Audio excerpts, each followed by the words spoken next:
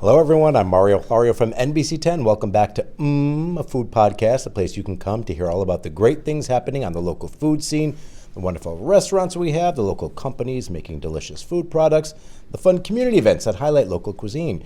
Joining me now is Matt Kenah, the head chef for WECO, to talk about the dining service that they have. Thanks so much for coming in. Hi, Mario. Thank you so much for having me. So tell me, first of all, what WECO is. WECO is a new way to eat at home. It's a team of local chefs and like-minded people like me. We source the best possible, freshest ingredients that we can and deliver them to your house fully cooked before dinner. And the menu changes every day. And so it's this variety of food from food, like things that cater to foodies and lobster ravioli, for example, which is what you're looking at, or macaroni cheese or something that you want to share with your family. Or So all different kind of levels, if you will, from like kind of comfort family style food to some more elegant stuff, huh? Absolutely. We like to hit all the demographics when it comes to our food. Yeah. So how long have you guys been around? How did you get started? We've been around for about 3 years. Early on, this kind of came out of the pandemic almost. I was sitting at Jen, our CEO and founder. I was sitting at her kitchen table trying to figure out how we were going to feed people next and what the new version of restaurant cooking is, and WECO kind of was born from that, and I jumped on early, and we've been redefining this whole market as we go. Yeah.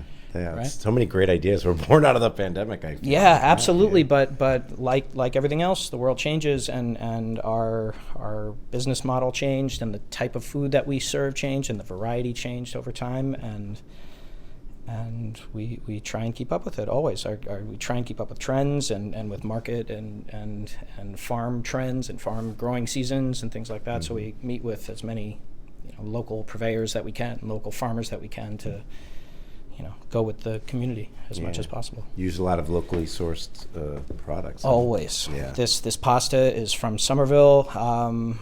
Dino's, which is a really beautiful local little pasta maker. We get our fish as local as possible and as sustainably as possible. The farms provide as many fruits and vegetables as they can for the entire growing season for New England. We really try and dig into our community when we're serving the people of it. Yeah, that's great. I think so. This day and age, so many people they're really trying to embrace that farm to table concept. Really. Yeah, I think always in at least in my career, that has always been part of the food that I like to serve. So whether it was in a restaurant or whether it's still to your door and fully cooked and something that you get to interact with when you get it delivered to your house, I still like to keep the same principles. A lot of cooking for me is about relationships and the ones that you make with all of these people who you're helping support. Our mushroom purveyor or our vegetable purveyor in Acton are examples. That's great. So tell us, walk us through the process, how it would work. Like someone would go on your website and look at what you have. Yeah, so we're not subscription based. You go to the website, which is WECOHospitality.com, sign up for a menu drop. The menu drops once a week. Like I said, it changes every week. We like to keep everybody, including ourselves, on our toes.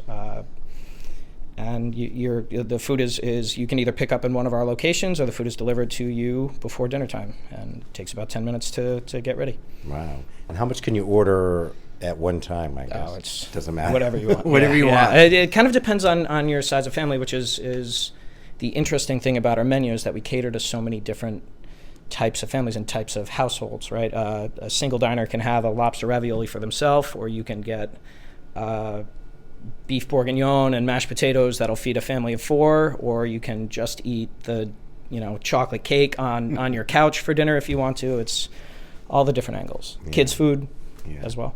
How far in advance do you need to order something? Our menu drops a week in advance, roughly a little more than a week in advance. So you have roughly until the day before to place an order. We like to keep it open. We like to feed as many people as possible. That's the most important thing. And you guys are based in Massachusetts, right? So we started in Massachusetts, but right now we actually just started serving in Bergen County, New Jersey as well. So we're from New Hampshire all the way down the East Coast to New Jersey, which is good because I'm originally from New Jersey. So I like to feed people who I grew up with. Yeah, that's great. And I know you changed the menu, so who do you guys kind of collaborate, the whole team, work on what you're going to come up with? Yeah, I said something earlier to you about how we, early on in WECO, we sat around a table and we had a clipboard and we were like, okay, everybody, what do you want to eat this week? And as WECO grew, this idea kind of got expanded on. So we took all of our winners and we continue to innovate and match with farm growing seasons and continue to plan, but it's a lot of new things as much as possible and a lot of variety as much as possible.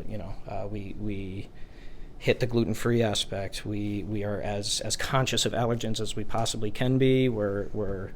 Our food is simple, so it's very quick to reheat, but all of the science that we put into the thought process of getting into your door is different than takeout from a restaurant. It's a well thought out pasta dish or a well thought out sauce that we've prepared the timing of.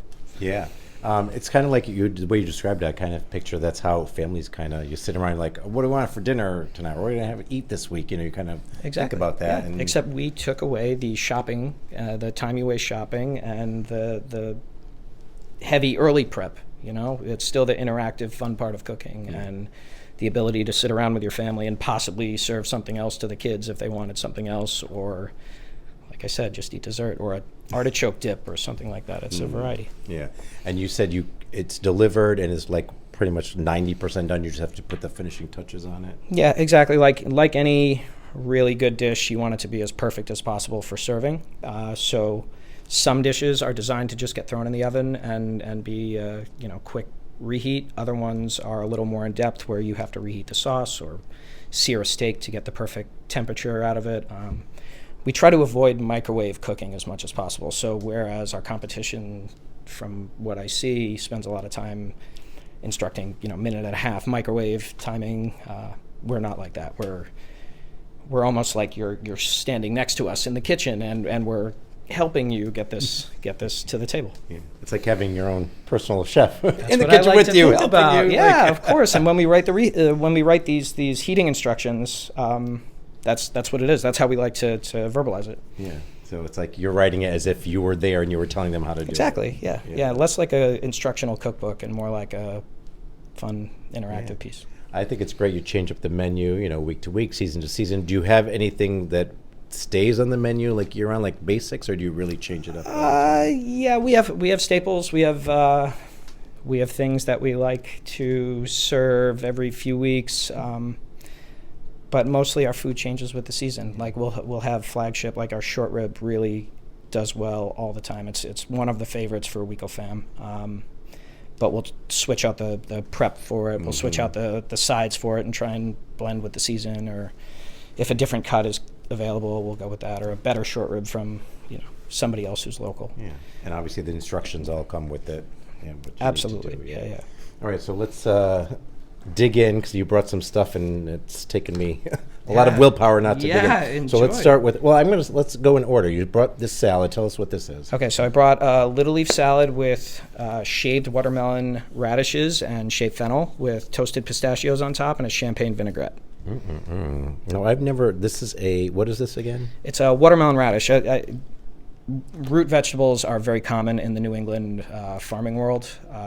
Radishes are something that you see almost the most in farming practices in New England. They're the easiest to grow in cold season. They're always available. There's always an abundance of them. So I call them cellar products. So I use them as much as I can into the winter before it depletes their product that they have left over. Mm-hmm. I'm gonna give it a shot. It's really good. Yeah, it's. And the champagne vinaigrette is Valentine's Day style. So what you're eating right now is actually something that we're going to serve for Valentine's Day coming up. It's really good. I love the pistachios on it too. Oh, thank you so much. Fennel is I never think to use it, but it's a great ingredient. Again, another common one with us. Shaved fennel, shaved radish really heightens a salad. Nobody wants to eat just a bowl of greens. You always need a little crunch and a little nuttiness and acid. I love that. Now, the main course, this looks amazing. Tell us what this is. Yeah, so this is one of our options for Valentine's Day. Like I said, it's a lobster ravioli with an uni sherry cream sauce.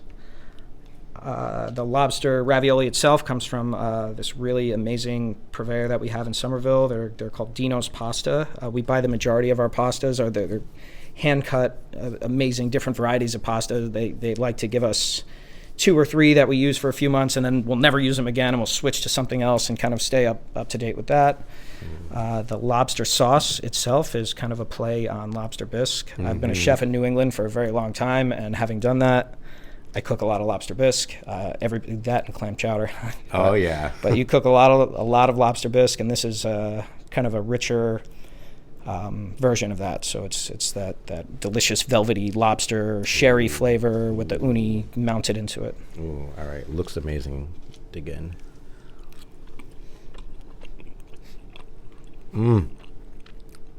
That sauce is so good. Yeah, it's really a great one. It's got a nori crumble on top too. So we toast nori, we toast panko, and then we chop it all up and buzz it together. It gives it a little more texture. Yeah, I love the texture. I love the crunch of it too. This is so good. And the corn is really good. Yeah, we love corn. Oh God. I could eat this all day. And of course, for people who know me and watch me regularly, they know I love my sweets. Tell me what you got for dessert here. Oh yeah, dessert. We have a very talented pastry chef who kind of spearheads our pastry program. Her name is Chef Emily.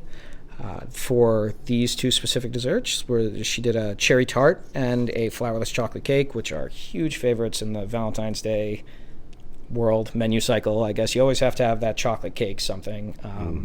This is ours. It's a WECO fave. I brought it back from last year, but it's that delicious chocolatey gooiness.